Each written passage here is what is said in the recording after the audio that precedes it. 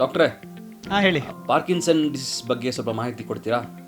ಇದು ಪಾರ್ಕಿನ್ಸನ್ ಎಂಬ ಕಾಯಿಲೆ, ಇದು ಶೇಕಿಂಗ್ ಪಾಲಿಸಿ ಅಂತಲೂ ಕರೀತಾರೆ. ಅಂದರೆ ಶೇಕಿಂಗ್ ಕಾಯಿಲೆ ಅಂತ ಕರೀತಾರೆ. ಯೂಶ್ವಲಿ 50 ವರ್ಷ ಮೇಲೆ ಆದಮೇಲೆ ಬರುತ್ತೆ. ಇವನ್ ಚಿಕ್ಕ ಮಕ್ಕಳಲ್ಲೂ ಸಹ ಬರುತ್ತೆ.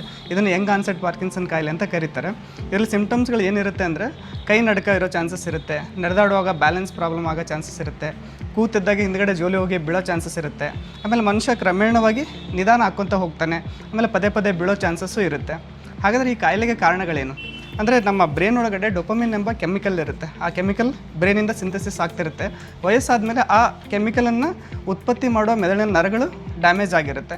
ಸೊ ಆ ಡ್ಯಾಮೇಜ್ ಆಗಿರೋದ್ರಿಂದ ಡೊಪಮಿನ್ ಲೆವೆಲ್ ಬಾಡಿಲಿ ಕಡಿಮೆ ಆಗೋದ್ರಿಂದ ಬರೋ ಕಾಯಿಲೆ. ಸೊ ಇದನ್ನು ನಾವು ಬೇಗ ಹೇಗೆ ಪತ್ತೆ ಹಚ್ಬೋದು? ಇವನ್ ಸಿಂಪಲ್, ಕೆಲವೊಬ್ರು ಏನು ಬಂದಿರ್ತಾರೆ ಅಂದರೆ ಕೈ ನಡುಗ್ತಾ ಇದೆ ಅಂತ ಬಂದಿರ್ತಾರೆ, ನಡೀಲಿಕ್ಕೆ ಸ್ಲೋ ಆಗಿದ್ದಾರೆ ಅಂತ ಬಂದಿರ್ತಾರೆ. ಸೊ ಪೇಷಂಟ್ ಹೇಳೋ ಕಂಪ್ಲೇಂಟ್ ಮೇಲೆ ನಾವು ಮಾಡೋ ಕೆಲವೊಂದು ಬ್ಲಡ್ ಟೆಸ್ಟ್ಗಳಾಗಿರ್ಬೋದು ಅಥವಾ ಸ್ಕ್ಯಾನಿಂಗ್ ಆಗಿರ್ಬೋದು, ಅದನ್ನು ನೋಡಿಕೊಂಡು ನಾವು ಪತ್ತೆ ಹಚ್ತೀವಿ. ಯೂಶಲಿ ಈ ಕಾಯಿಲೆಗೆ ಪರ್ಮನೆಂಟ್ ಟ್ರೀಟ್ಮೆಂಟ್ ಅಂತ ಇಲ್ಲ. ಮೋರ್ ಆಫ್ ಮೆಡಿಸಿನ್ಸಿಂದ ಕ್ಯೂರ್ ಮಾಡ್ಲಿಕ್ಕೆ ಹೋಗ್ತೀವಿ. ಬಟ್ ಲೈಫ್ ಲಾಂಗ್ ಟ್ಯಾಬ್ಲೆಟನ್ನು ತೊಗೋಬೇಕಾಗುತ್ತೆ. ಬಟ್ ಇವಾಗ ಏನಿದೆ ಅಂತಂದರೆ, ಹೊಸ ರೀಸೆಂಟ್ ಅಡ್ವಾನ್ಸಸ್ಸಲ್ಲಿ ಕೆಲವೊಂದು ಡೀಪ್ ಬ್ರೈನ್ ಸ್ಟಿಮ್ಯುಲೇಷನ್ ಅಂತ ಟೆಕ್ನಿಕ್ಸ್ಗಳು ಬಂದಿದ್ದಾವೆ. ಇವನ್ ಅದನ್ನು ಮಾಡೋದ್ರಿಂದ ಕಂಪ್ಲೀಟ್ ಕ್ಯೂರನ್ನು ಸಹ ಮಾಡ್ಬೋದು ಈ ಕಾಯಿಲೆಯಲ್ಲಿ.